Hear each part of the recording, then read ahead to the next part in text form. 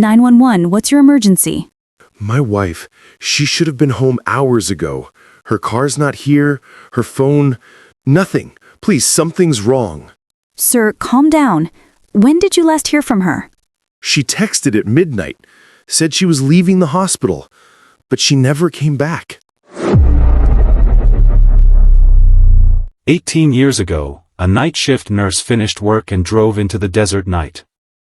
She never made it home. July 18, 2008. Mesa, Arizona. The heat clung to the city like a wet blanket that wouldn't come off.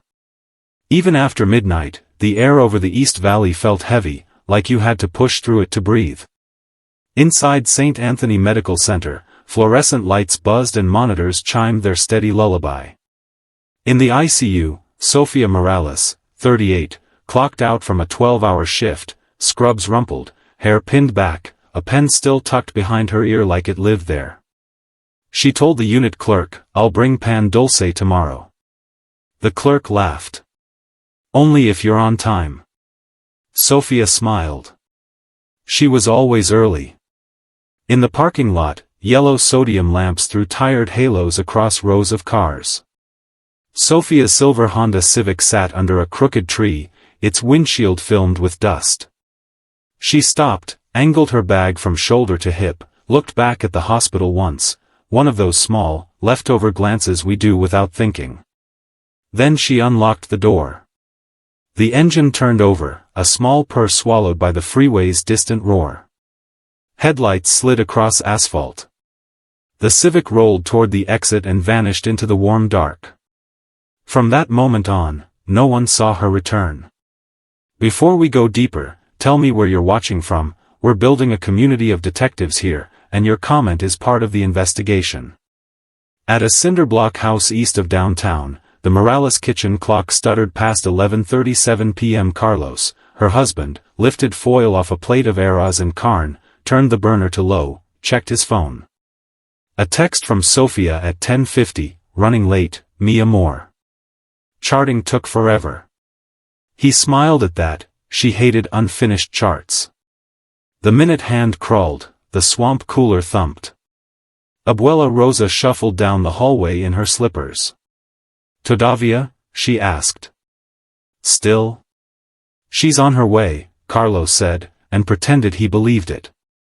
At 11:54, Carlos called once. No answer. At 12:01, again. Straight to voicemail. A third time at 12:06, his voice cracked and he hung up. He stared at the door the way you stare into a mirror, willing it to change. At 12:09, he dialed 911. "My wife didn't come home," he said. "She always comes home." 2 patrol cars rolled through the night with light bars off, windows down. The officers checked the obvious, the on-ramps to the US 60, the low bridges over the Arizona Canal, the curve on Country Club Drive where tires skitter when you take it too fast. Flashlights licked the water. Cattails whispered. The canal didn't answer. By 1 a.m., the dispatcher pinged traffic cameras around the hospital. A Civic here, a Civic there, too grainy, too many. Mesa was a grid and the grid was a maze. In a million rectangles, one rectangle swallowed Sofía whole. Back home, Mateo, 11, lay awake in the blue light of the hallway night bulb. He listened for the rattle of keys, for his mother's laugh, for the soft hush of the front door. He heard his father say the words missing person and felt the floor tilt. Morning arrived hard and colorless. 5:43 a.m. The sky bleached at the edges, the sun climbed with a mean smile. Carlos put coffee on and didn't drink it. Rosa lit a glass candle and stood by the sink. Mateo sat with a marker and a stack of printer paper while his grandmother trimmed photos. They made flyers at the kitchen table, the good scissors, the roll of tape, the sound of tearing that feels like time ripping. Has visto a Sofía? A nurse, a mother, 5'6", silver Honda Civic, last seen at St. Anthony, July 18. By 7:30, they were out in the heat, taping faces to poles, on 8th Avenue, at the corner by Ramirez Market, outside the bus stop where kids in backpacks leaned against the plexi and chewed gum. People slowed. They took the paper. They took two. And they said the same thing neighbors always say, Dios mío. I hope she's okay. Hope is a word people use when they don't know what else to say. The first patrol officers came back to the Morales home with notebooks, questions, water bottles sweating on the table. Where does she usually turn? Any medical conditions? Any fights? Any debt? Carlos shook his head. No, no, no. Can we see your phone? He slid it across the table with both hands, as if handing over a fragile animal. By mid-morning, St. Anthony buzzed with gossip. In the break room, nurses whispered in threes. She didn't come back. Sofía? The night shift security guard remembered watching the Civic's headlights swing across the lot and then, nothing. He'd looked at the clock, filled out a log, walked toward the north entrance. If anything happened, it happened off camera, in the blind corners of a city that doesn't blink. The first day turned into the second, just like that. The Morales family printed more flyers. Mateo learned where to tape so the sun wouldn't bleach the ink by noon. Rosa called Our Lady of Guadalupe and asked the priest to open the side chapel early. By 7 p.m., candles filled the room with little moons, and the priest said words that were equal parts prayer and placeholder. People came who didn't know Sofía at all. They came because grief draws gravity. They came because they had their own names in their throats and needed somewhere to put them. On the radio, a Spanish-language host repeated the facts every hour. Una enfermera, desaparecida. Una familia esperando. The phone lines lit with theories. Some were kind. Some were cruel. An accident. A kidnapping. She ran. The last one always arrives, as if running is easier than staying, as if a mother can slip off her name like a sweater and walk into the night without turning back. Detectives swung the pendulum toward protocol. Canal sweeps at sunset, because that's when glare lifts and you can see silver under the water. A drive along the US 60 frontage at dawn, because that's when debris on the embankments flashes in fresh light. Calls to tow yards. Calls to hospitals. Calls to morgues. You never want to make that last call. You make it anyway.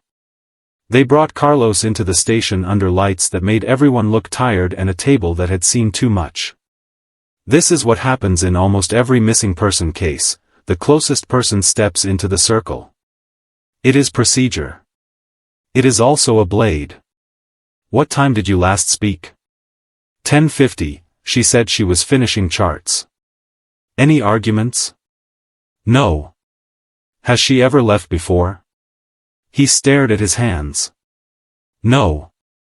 They pulled the records, his phone, her phone, the bank. They saw the Zelle transfer to Ramirez Market for pupusas the week before, the cash withdraw for gas at Speedy Mart, the nothing that followed. If guilt lives in numbers, they didn't find it. He walked back out to the parking lot and stood in the heat and looked up at a sky so blue it felt like a lie. Here's a question to carry with you. If a car misses every camera and a person misses every bed, where do you search next? Do you look for the plan, or for the place that swallows plans whole? The second day became the third. The flyers curled at the corners, tape turned milky and peeled. Tips came in. They always do. A woman swore she saw a silver sedan near Horn and Main, the driver hunched low. A teenager said a car fishtailed by the canal at midnight the night before, or was it 2 nights? Memory is a river that changes course when you step in. Officers logged everything. Officers triaged everything. The city kept going. At the Morales house, night was quiet and thin as paper. Mateo lay on the couch, the TV on mute, the candle throwing weak light on the bookshelf shrine. He closed his eyes and recited the small details as if repetition were summoning, the scar on Sofía's wrist from opening a can in high school, the way she tucked receipt stubs behind the visor, the scent of lavender she left on his hoodie when she hugged him too long in front of his friends. He made a deal with himself: if I think of every detail, she can't be gone. On the fourth day, a lieutenant called a briefing and asked the question no one wanted to speak aloud: do we reclassify? The word abduction floated in the air like smoke. No ransom. No calls. No note. It didn't fit cleanly, nothing did. The desert is a place of clean edges and complicated shadows. You learn to read both.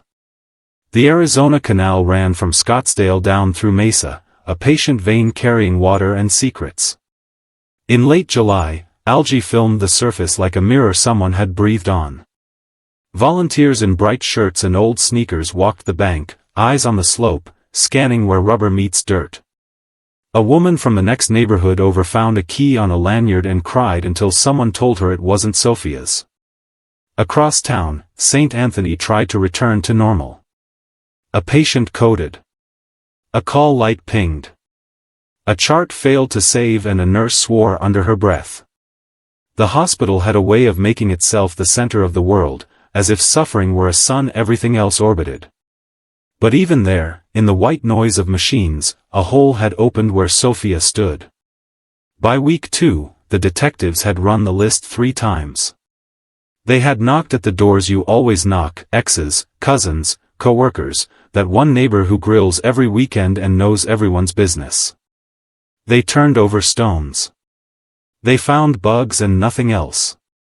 The tips slowed. The flyers faded. The candle kept burning because Rosa kept lighting it. And in homes around Mesa, the conversation shifted from when she comes back to if we ever find out. Language tells you when a city is moving on. But the Morales home did not move. Mateo had a new habit now: he'd bike to the country club bridge and lean over the rail and count seconds between ripples. He did not know what he was counting. Maybe time. Maybe odds. Maybe how much of himself he was losing every day she stayed gone. Narrator. Let me ask you something only you can answer. If you were Carlos, when would you stop leaving the porch light on? If you were Mateo, when would you stop setting a place at the table? Would you?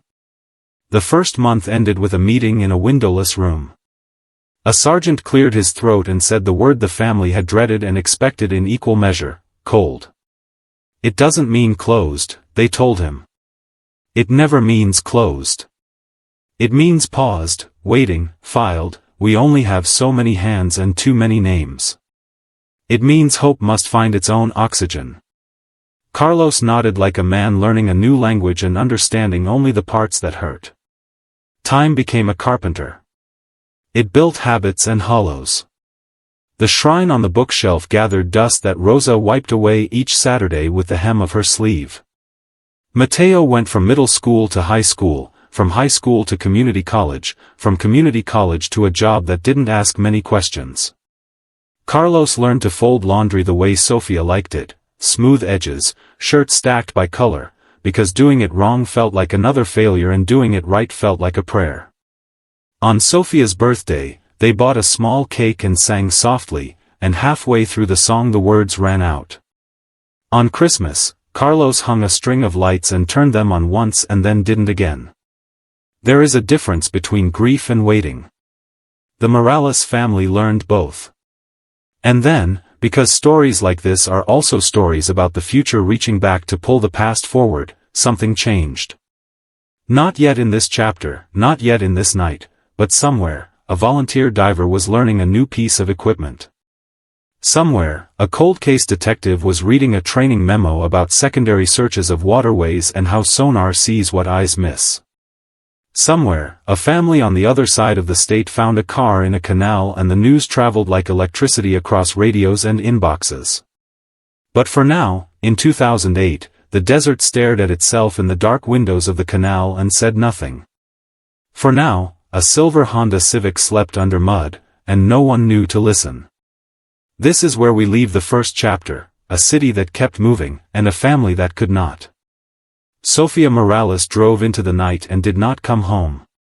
The question is not whether she vanished. The question is where the answers were hiding, and who already knew a piece of them.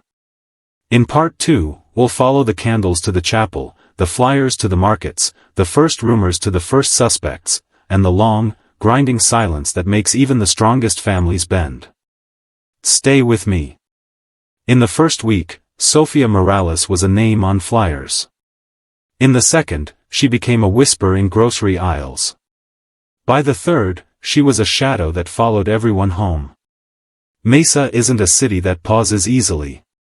People still watered lawns, still went to work in Phoenix traffic, still bought elotes at the park. But in one corner of the East Valley, the Morales family's pain became the neighborhood's mirror. At Our Lady of Guadalupe Church, Father Ignacio lit candles and spoke her name during Mass. For Sofía. For her safe return. He said it once. Twice. By the third Sunday, he didn't need to ask. The congregation murmured the name together, like an instinct. But prayers don't solve cases alone. Police pressed forward, balancing resources like coins. Who do you look at first when a wife goes missing? Always the husband. Detectives called Carlos back in. Same small room, same questions, different week. Where were you between 11:30 and midnight? Home. With my mother. With my son. Can anyone confirm? My son was in bed. My mother was in the kitchen. She saw me call. They pressed. Would Sofía leave by choice? Carlos's voice cracked, she wouldn't leave her boy. For the record, there was no evidence against him. His phone calls matched. His bank account matched. His story stayed the same. But suspicion is a shadow, once it attaches, it follows. Neighbors whispered, maybe he knew something.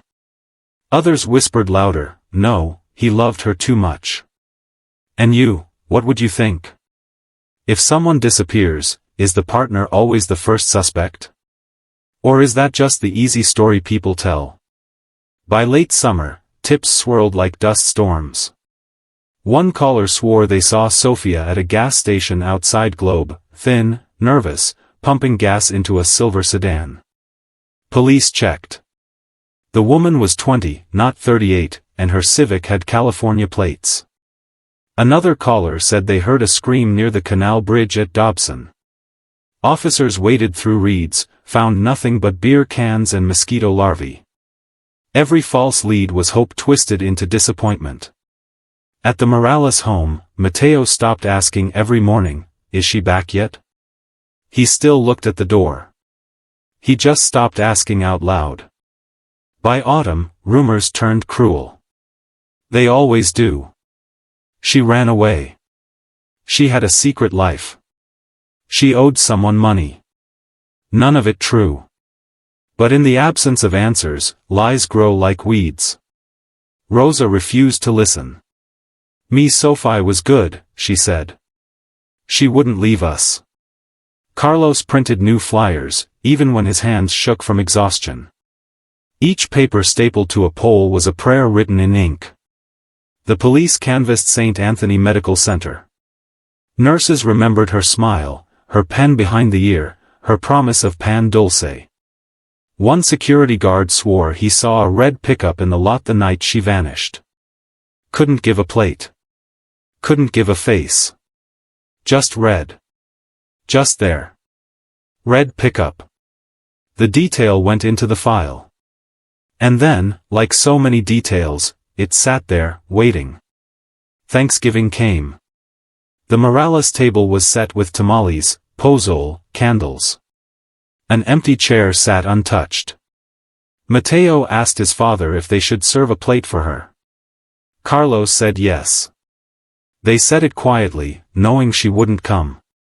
December followed, cold by desert standards. Lights on houses blinked festive colors while Carlos only lit one, the porch bulb. Every night, he left it burning. It meant, you can come home. Would you do the same? Would you keep a light on for someone who never walked through the door? The new year, 2009, began with silence. Detectives filed the case into cold storage, not because they wanted to, but because other files stacked higher.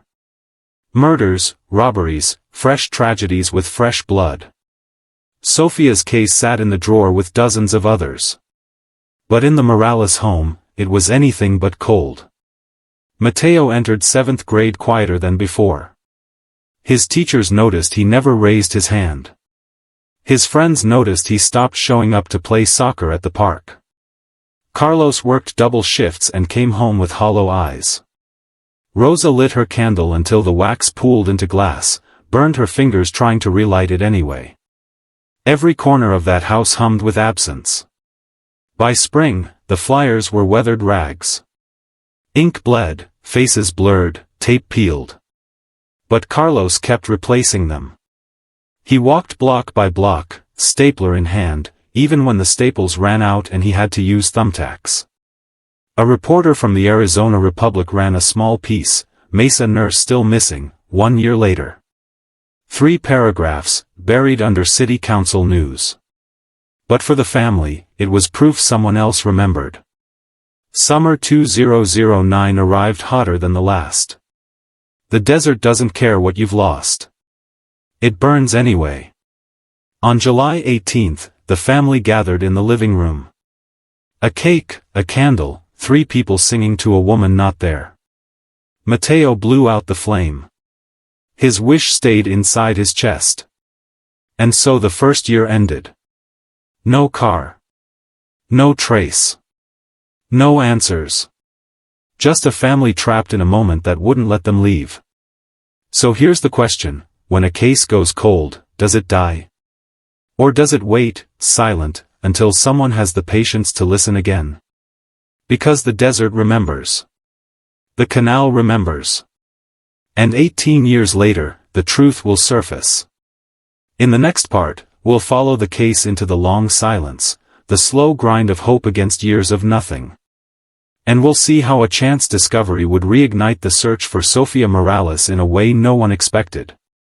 The year after Sofía Morales vanished, Mesa kept moving.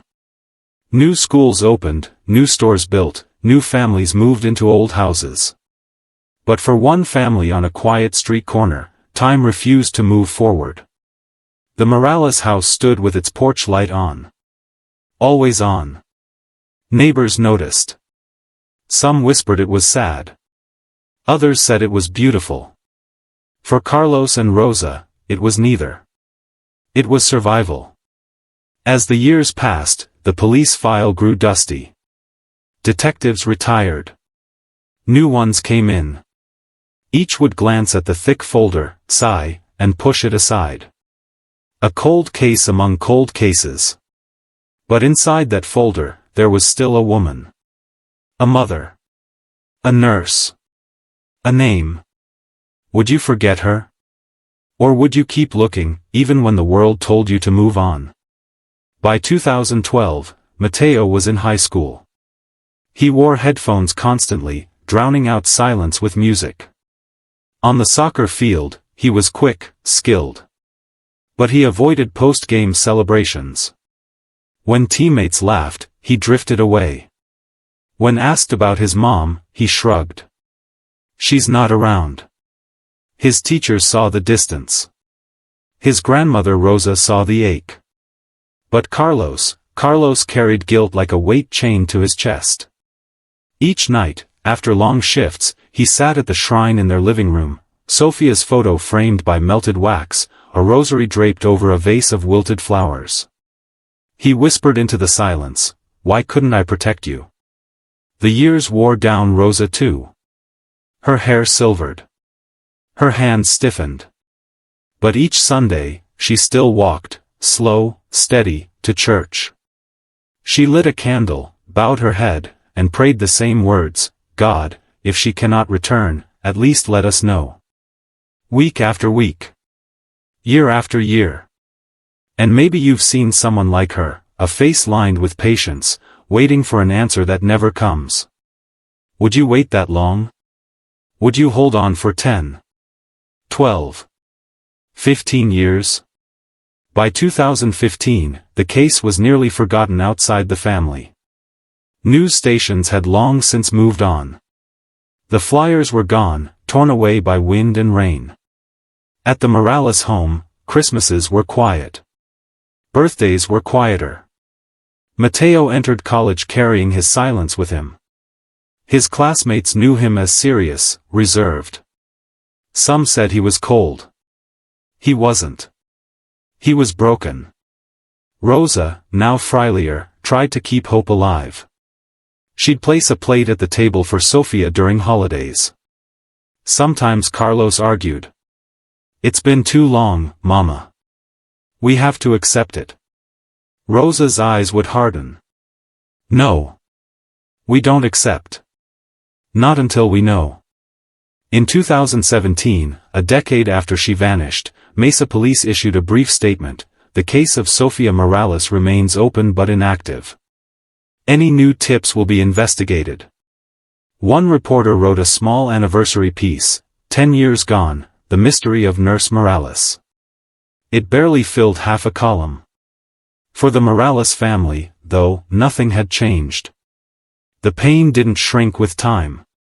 It grew heavier. By 2019, Rosa's health declined. She walked slower. Prayed slower. But her prayers never stopped. That year, she told her grandson, "If I die before we know, promise me you'll keep searching." Mateo, now a man, nodded. His voice was steady but low, "I promise, Abuela." And then came 2021. Mesa was larger now. Highways wider. New neighborhoods rising. But the canals, those murky, silent canals, remained the same. That summer, a volunteer diving group from Phoenix announced they were expanding their sonar searches. They specialized in old cold cases. Cars in rivers. Missing people long presumed gone. One of their members, a retired Navy diver, read the name Sofía Morales on a forum of unsolved cases. He decided to add Mesa's canals to their list. On a blistering July afternoon, the group lowered their sonar into the Salt River Canal. The screen flickered with shadows, outlines blurred by silt. And then, an image. A car. Tilted on its side. Buried halfway in mud. The divers marked the location. Pulled up data. They had seen hundreds of cars underwater before. But something about this one felt different. Could it be? After nearly 15 years, could this be Sofia's Toyota? For Carlos and Mateo, life had been frozen in absence. But soon, that silence would break. The canal had been holding its secret. And in 2021, that secret began to rise. In Part 4, we'll witness the shocking discovery, the recovery of a car that would unravel everything they thought they knew about Sofía Morales' disappearance. July 18, 2021. The sun scorched down on the Salt River Canal, the kind of Arizona heat that feels like it could split stone. On the bank, a handful of volunteer divers prepared to lower their gear. Their mission was simple but grim, to scan the murky water for cars that had been lost to time. At first, the sonar screen showed nothing but static shadows, tree branches, rocks, debris. Then one of the divers leaned forward. A shape appeared. Boxy. Symmetrical. Not nature. Man-made. "We've got a vehicle." The outline grew clearer as the sonar swept past. 4 wheels. A roofline. The car was lying on its side, half buried in silt. The divers marked the spot and radioed their support team. The group leader, a retired Navy diver named Daniel Rios, frowned at the screen. "Looks like a compact sedan. Been down there a long time. Could it be hers? Could this be the Toyota that vanished with Sofia all those years ago?" Within days, Mesa police cordoned off the canal. News crews gathered on the bank. Curious locals whispered, some remembering the case, most having forgotten until now. A crane was brought in. Divers strapped thick cables under the chassis, mud swirling in brown clouds. Slowly, with the groan of machinery, the car rose from the water.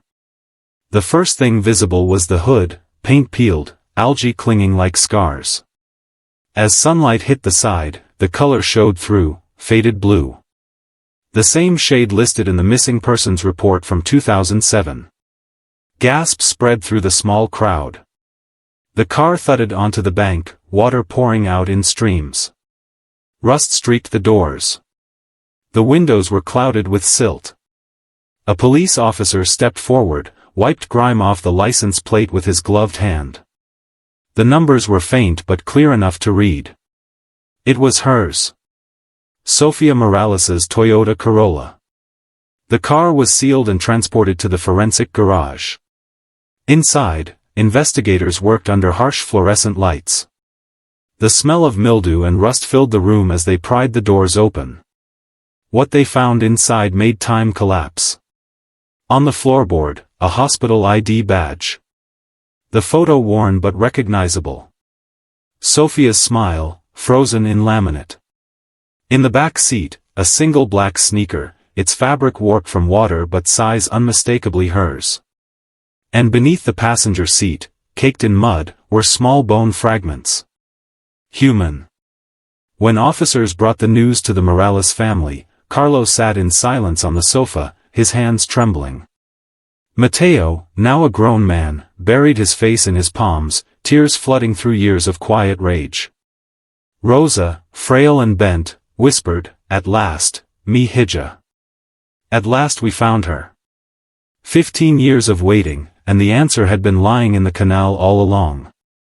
The media storm reignited. Old photos of Sofía reappeared on TV. Headlines flashed. Missing nurse's car found after 15 years. Breakthrough in Morales case. For the first time in over a decade, Sofía's name wasn't forgotten. But with that discovery came new questions. If she drove into the canal herself, why were her personal items scattered strangely inside? Why were there bone fragments instead of a full body? And the most haunting question, was someone else in the car with her? Forensics teams confirmed what everyone feared, the bone fragments were human, and DNA matched her son Mateo. It was Sofía. But there was something else. On the driver's seatbelt, a trace of foreign DNA was found. Not Sofía's. Not Carlos's. Not any family members. Someone else had been in that car. The case was no longer just a disappearance. It was a homicide. Police pulled the old file from the cold case drawer. Every note, every half-remembered tip, every scrap of evidence was laid out again. Detectives Karen Ruiz and Mark Holloway took the lead. Karen, sharp and relentless. Mark, seasoned and methodical. Together, they asked the question no one had been able to answer for 15 years. Who put Sofía Morales in that canal? Back in the Morales home, the shrine was updated. Carlos placed the recovered badge beside Sofía's framed photo. Rosa lit another candle, whispering, "We found you, hija. Now we will find the truth." But truth is never simple. And for the first time in years, the investigation had heat. So, what happened that night? Who was in the car with Sofía? And more chillingly, why did they wait 15 years, silent, while a family tore itself apart? In Part 5, we follow detectives Ruiz and Holloway as they uncover witnesses, re-examine surveillance, and piece together a trail that leads shockingly close to home. When detectives Ruiz and Holloway reopened the Morales case, they started with the basics. A timeline. A map. And a single, undeniable fact: Sofía didn't drive herself into that canal. So the question was, who did? They combed through the original 2007 file. Buried inside was a short statement from a hospital security guard. Saw a red pickup in the lot. Didn't recognize the driver. Maybe waiting. Back then, it had been dismissed. Too vague. Too little to go on. But now, paired with the recovered Toyota and the foreign DNA, it stood out like a flare in the dark. Who drove the red pickup? Ruiz and Holloway tracked down everyone who had been questioned in 2007. Colleagues at the hospital, neighbors, even distant relatives. Most remembered little. But memory is a strange thing, sometimes a single detail resurfaces after years. A nurse said softly, "I remember her looking over her shoulder that week. Like someone was bothering her." A neighbor recalled, "One night, late, I saw headlights stop outside the Morales house. They didn't come in. Just sat there for a few minutes. Then left. Small pieces.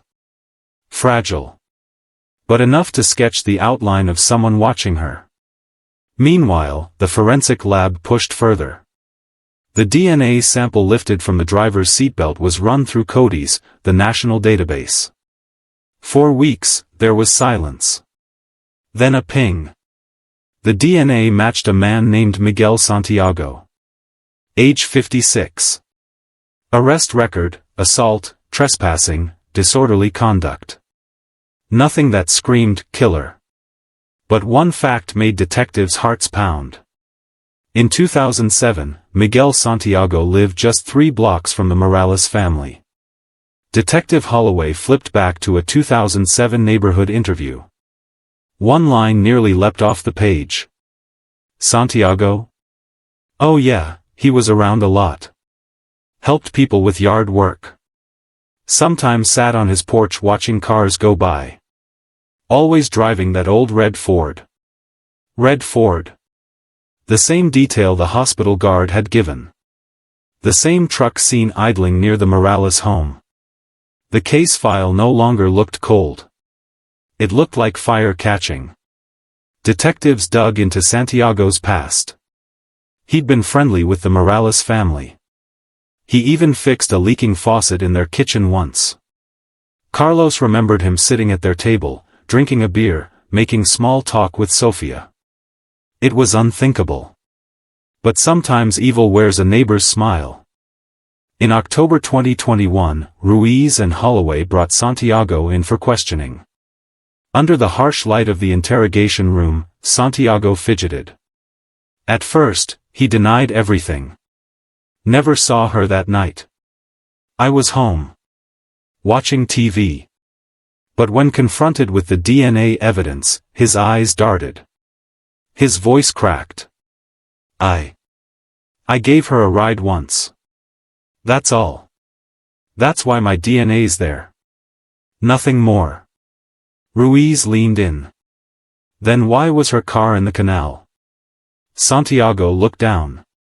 Silent. Outside the room, the detectives knew they were close.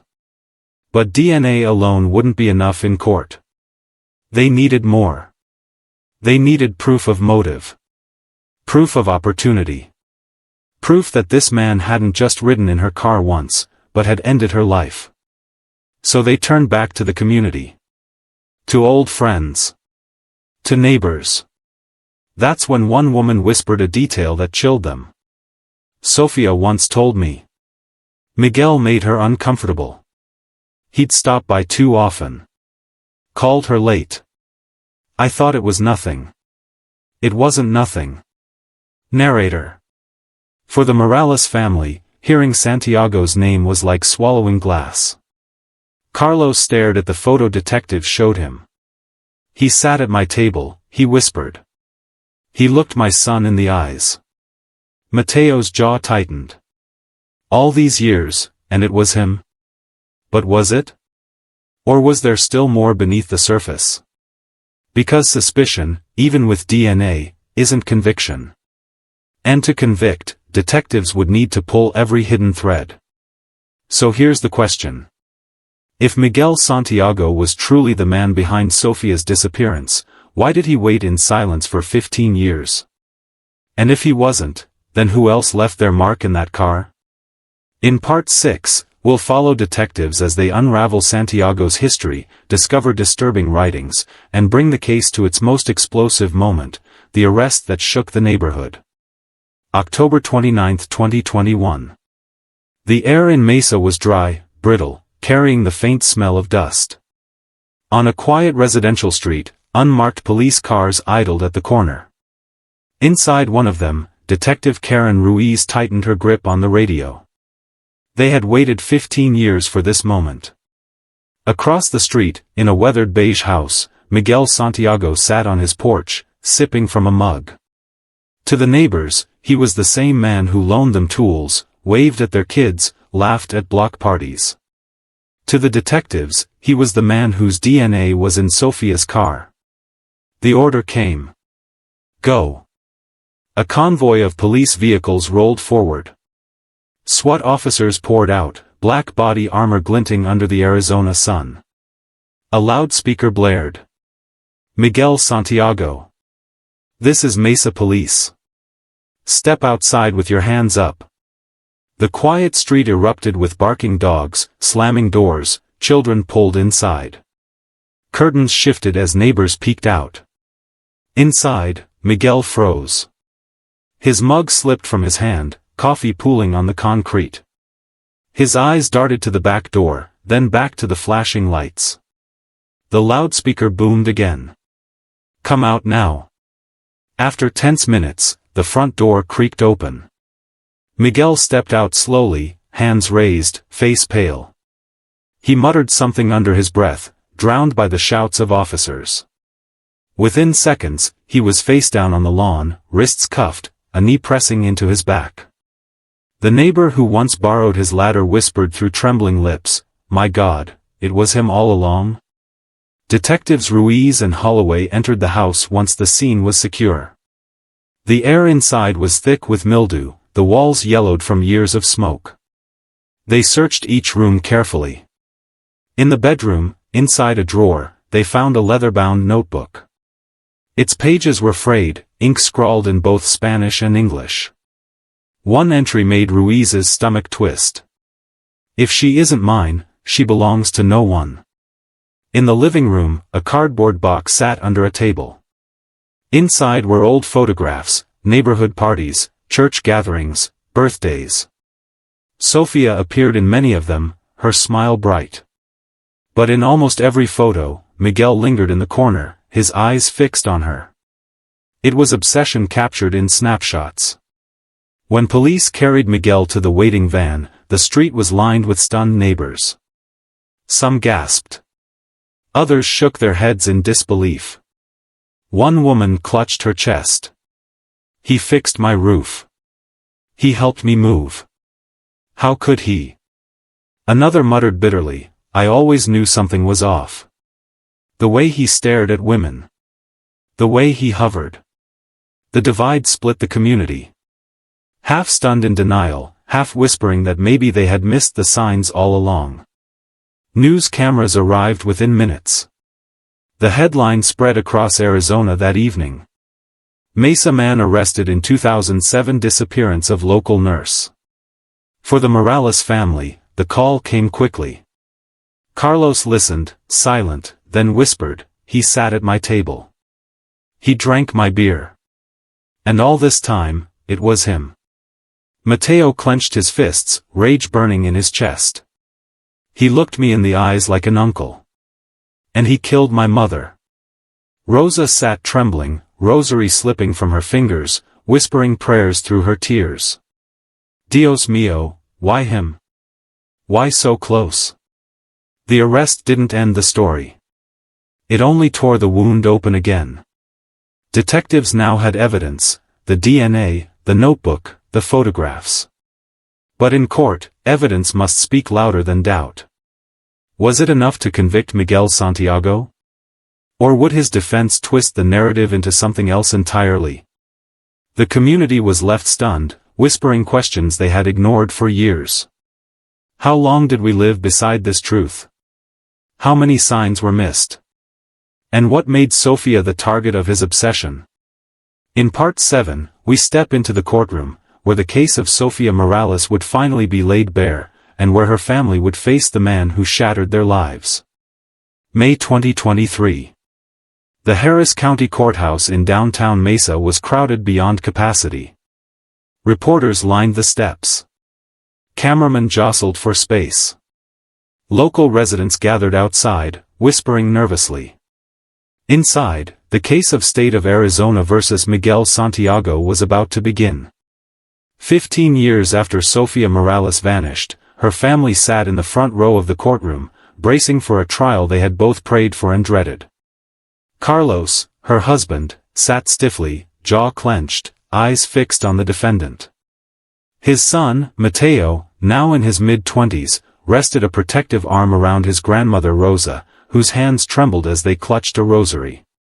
Across the room, Miguel Santiago sat in an orange jumpsuit, his once friendly face pale and expressionless. To the jurors, he looked like an aging man. To the Morales family, he looked like the monster who had stolen their lives.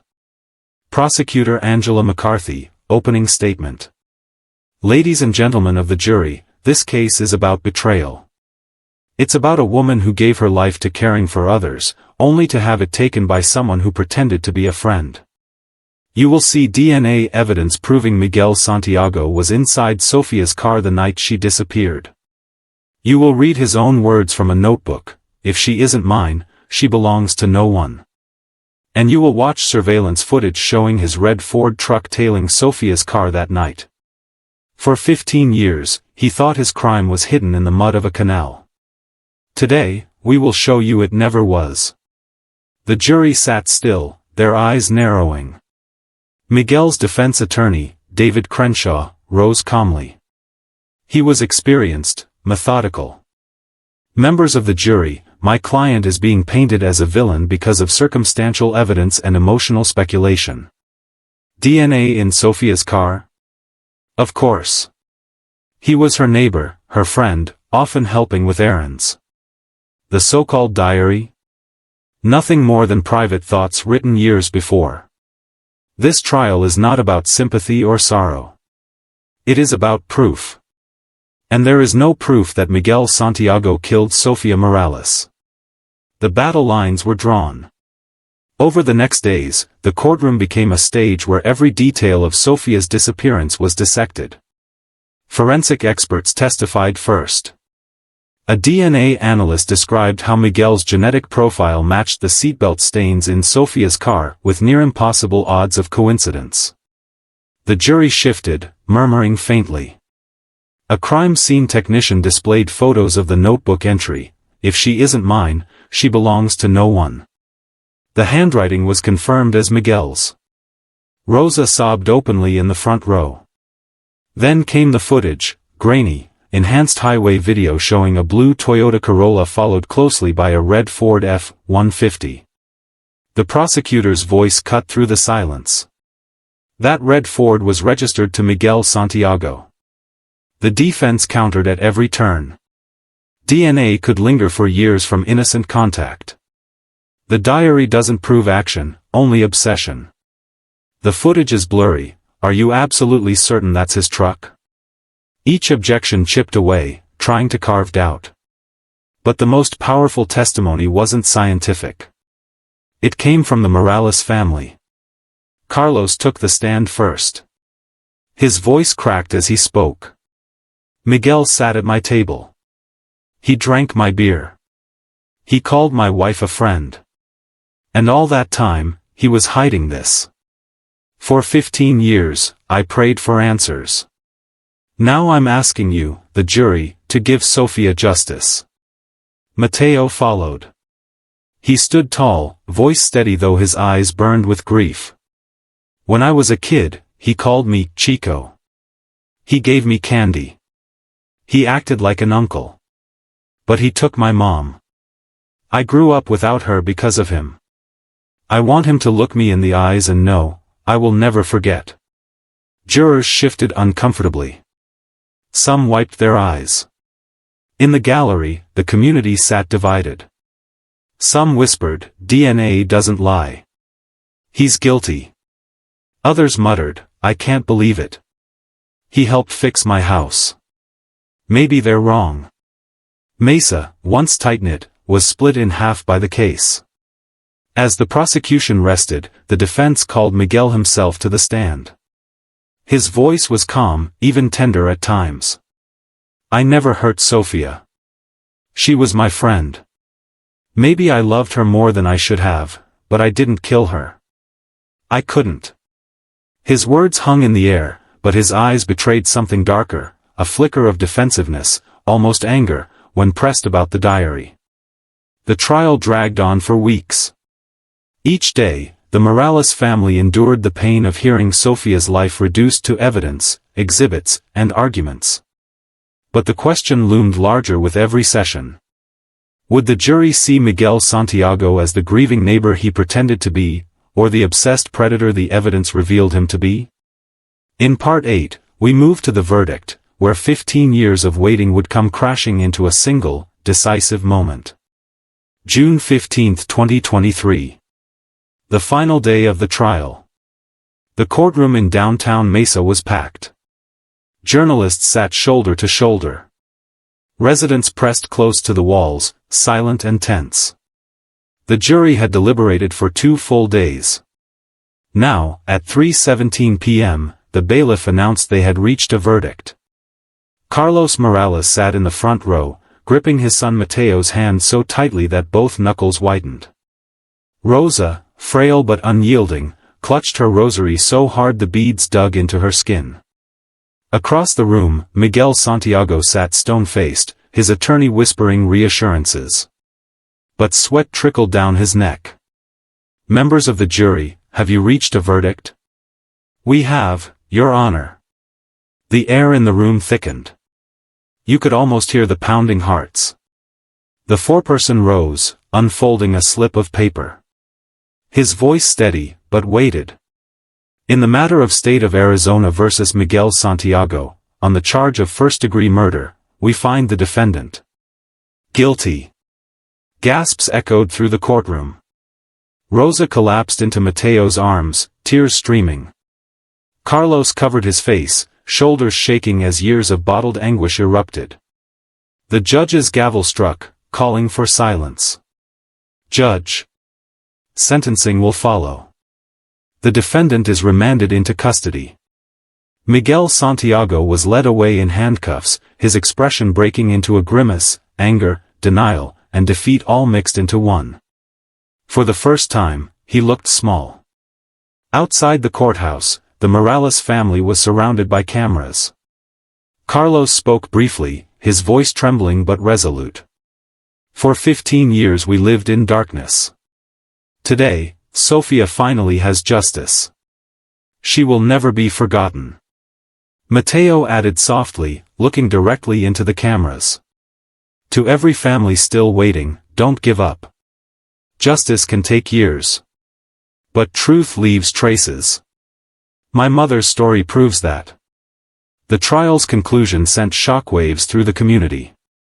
Neighbors who had once defended Miguel wept openly, ashamed they hadn't seen the signs.